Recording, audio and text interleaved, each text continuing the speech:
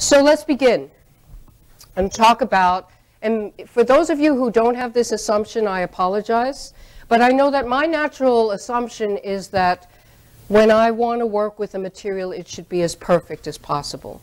So just to show you, here is an idealized version of a crystal. It has a form that this could be diamond, silicon, germanium, but the point is that this crystal has every atom in its place, bound to every other atom in a wonderful periodic symmetry. Or there's been a lot of excitement recently about graphene or the two-dimensional materials, and the aspect of graphene also is this perfect structure, this beautiful hexagonal structure in a two-dimensional layer. But in spite of this, this fascination with perfect materials, for generations that we've known that actually sometimes imperfections in material can produce brilliant optical behavior. And that's true in every beautiful gem that you look at. And particularly, since I'm going to be talking about diamond, these are pictures of the brilliant colors that you can realize in diamond just by imperfections. Nitrogen, boron, hydrogen, various kinds of defects give a brilliant rainbow of colors. And these are defects. They give beautiful outputs, but suppose defects could produce more than just a pretty optical signature. And so let me turn to a particular kind of defect in diamond. It has a characteristic color, but it also has some very interesting other properties. And people, researchers worldwide, have been intrigued by the Nitrogen-Vacancy center in diamond and have been exploiting and mining its properties for about the past decade. So here is diamond. So all of these blue atoms are carbon, and suppose instead of perfect diamond, we rip out one of the carbon atoms, so that's a vacancy here, and we substitute in an adjacent atom nitrogen instead of carbon.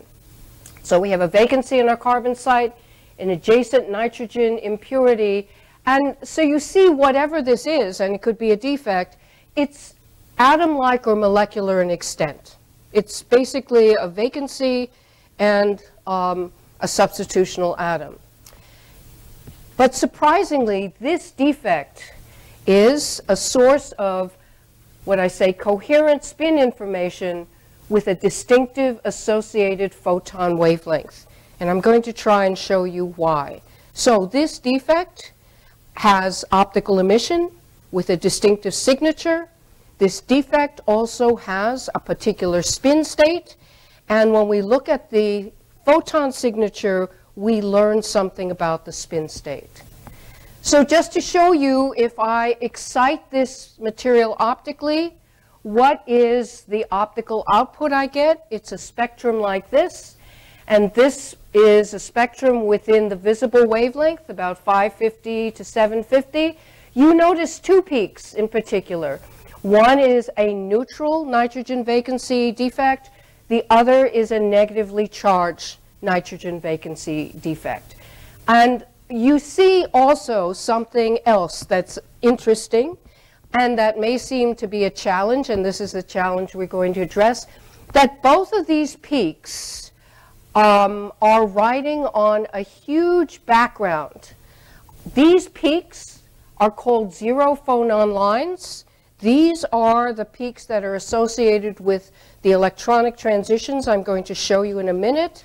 And this large background, which would seem to be a problem, is because this little molecular entity actually exists within a cage of diamond, and emission and absorption are governed by phonon vibrations in the associated diamond.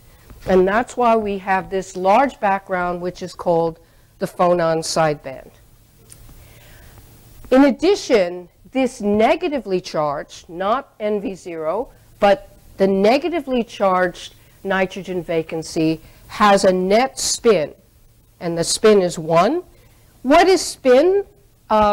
Many of you know what spin is, but for those of you who haven't worked with a lot, think of it as a tiny magnet, right? It is a magnet. It is sensitive to magnetic fields, and the spin and its orientation is like an atomic scale magnet, and given its size and its placement, this magnet has exquisite sensitivity to the local magnetic fields. And that magnetic fields could be determined, for example, by the nuclear spins of the surrounding carbon atoms. So how are these spin states related to the photon outcome, which is this NV minus transition at about 630 nanometers? Well, go back. The spin is 1.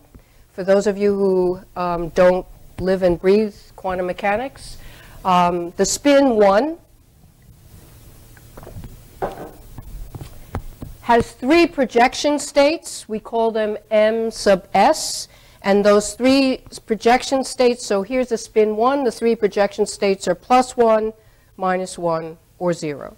So there are 3 spin states associated with spin equals 1. And therefore, we look at an electronic diagram, and this diagram is, I want to look at it specifically for diamond, but also look at it from the generic point of view of why is this particular diagram and the way it's shaped something that is desirable. So what to look for in this electronic profile? Electronic states with distinct spin levels. So here is a ground state, and it has 3 spin states, ms equals 0 and ms equals ±1. And they are slightly different in energy, and we can change that difference in energy by applying a magnetic field or a microwave, and I'll come back to this again. And a metastable state. This is really important and useful to us. This metastable state means that an electron in that state stays there for a long time, and actually from our point of view, it means that an electron transferred here usually doesn't undergo for us a radiative de-excitation that gives off a photon. And selection rules.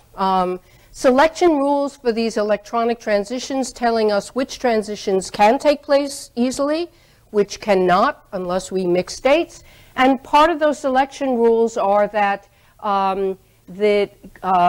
if you start in a ground state ms equals 0, you make a transition to the excited state ms equals 0 and back again. If you start with ms equals ±1, you make a transition back and forth to the excited state ms equals ±1. And so these are the critical components of this electronic energy diagram. And additionally, we would like to have a controlled way of mixing spin states. Why? It's because it's a way of controlling the relationship between the photon and the spin state. So how does this go?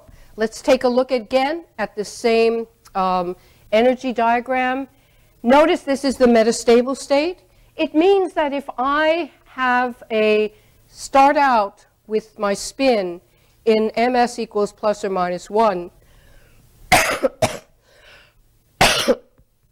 in the ground state, excited to the excited state, that actually from the excited state, there can be electrons that are funneled over to this metastable state. So there's a stronger non-radiative decay from these excited states to this metastable state. The strong radiative decay actually happens from the ms equals 0 ground state to the ms equals 0 excited state. And so when we look at this emission, the strongest and dominant emission for NV minus comes from this transition from excited to ground state with MS equals 0. So the luminescence intensity that we see, this, when we read from our photoluminescence spectrum, we see the intensity of this NV minus that's correlated with a starting spin state that's here, that MS equals 0 ground state. Now, with a magnetic field, we can change the relative energies, MS equals plus or minus 1 and MS equals 0. So we can change that relationship between the number of electrons in the MS equals plus or minus 1 and the number of electrons, or the electronic state, the beginning electronic state at MS equals 0. And this transition between MS equals 0 and MS equals plus or minus 1, the ground state, also corresponds to a microwave frequency of 2.87 gigahertz. So we can apply a microwave signal, again, to mix these MS plus or minus 1 and MS equals 0 state.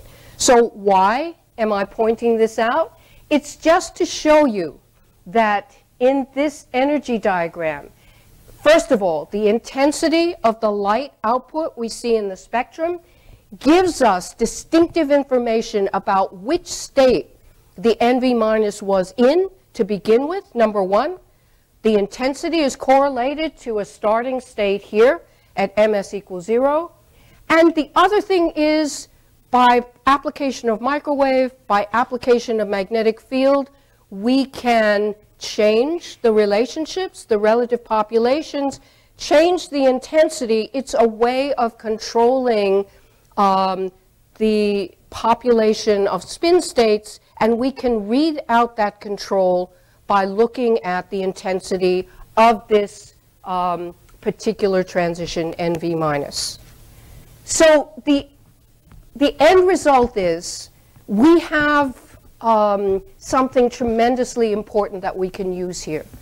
We have the correlation of a spin state in this NV minus, which is atom-like, and the photon intensity that's emitted by that NV minus. So there's a natural coupling between spin and photon information. Another thing that's important is that when we have that spin equals 1, if we want to trust it, if we want to do anything with it, if we want to use it really as a good detector, we have to believe that that spin, if we place that spin initially in a spin equals 1 at a particular orientation, that it has a coherence time, or it will keep its polarization for a time long enough for us to make a measurement. And a time long enough for us to make a measurement can be milliseconds, or actually people have done manipulations of the spin to keep that spin coherence intact for times on the order of seconds. And the interesting and remarkable thing is that this happens at room temperature. And when we have a phenomenon in a material that occurs at room temperature, that makes people who do devices light up, because it means that there's a possibility of developing a technology that can be robust, that doesn't have to be cooled in order to manifest its importance. It's also not only the long spin coherence time. This, as I said before, this spin is like a atomic scale magnet. So this magnetic reading is spatially localized and extremely sensitive to its environment. And the other thing that results from this natural coupling between spin and photons is we have these two coupled entities, the electronic states and the spin state of the NV minus, and a characteristic photon that tells us exactly what's happening with that spin state. So what that means is that we can read something that is pertinent to the local atomic level, and yet we get a faithful record of the quantum mechanical state, of the NV minus, but we can read out that quantum mechanical state. We don't have to actually go in to the diamond and probe around the NV minus, which by itself would disturb the state of the NV minus. We can have a photon, we often call it a flying qubit, that can be transmitted for longer distances and give us a record of the state of the NV minus. Now, this is all subject to a lot of ifs and what can happen in terms of loss and degradation, but this is the essence of the importance of this coupled spin and photon information. And just as I end the diamond NV minus tutorial and start going on further, I just wanted to mention that all these properties that I spoke about in NV minus have elicited a tremendous amount of research and applications to use, for example, the exquisite magnetic sensitivity of the NV minus in highly sensitive magnetometers, and the NV minus in this case is at the tip of this probe. So it's a scanning probe magnetometer with exquisite sensitivity, the possibility of doing nanoscaled magnetoresonant imaging, or to actually stimulate a lot of ideas about these two qubits, using these two qubits, using memories that are the state of the spins, the nuclear spins, and those nuclear spins can be read in and read out by the NV minus, and then reporting out that status through the photon. So there are a whole wide variety of possible applications, but let's move on from diamond. That was just by way of introducing the potential of an imperfection in a material. I want to talk about two themes that I'm going to develop now further. I spent a lot of time talking about the relationship between spin and photon, and I want to focus on the importance of the photon. And look again, here is the spectrum. You notice it's the phonon sidebands and the so-called zero phonon lines.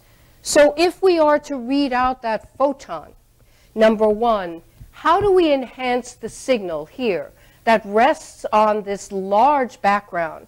How do we bring out the signal of the zero phonon line compared to the broad phonon sidebands that it rests on? The second part is this relationship. It's all in diamonds, so if I were to paint a bigger box, how do I get that single photon that comes out of that NV minus? How do I pick that photon out of a material? And material has an index of refraction, which tends to, first of all, the photon flux may not be very large, so there may only be a few photons that we can pick out. Secondly, how do I pick it out of the material where that photon could possibly be bouncing around in the material for a long time? So that's part of the question that we need to explore further.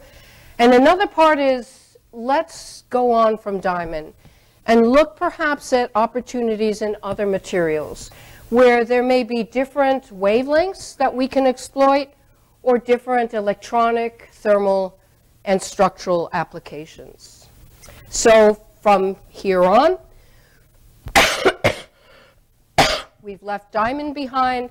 I want to begin by introducing the silicon carbide platform, introducing what optical cavities are, those amplifiers or those nanoscopes, and how we integrate the defects in silicon carbide with those specially matched optical cavities.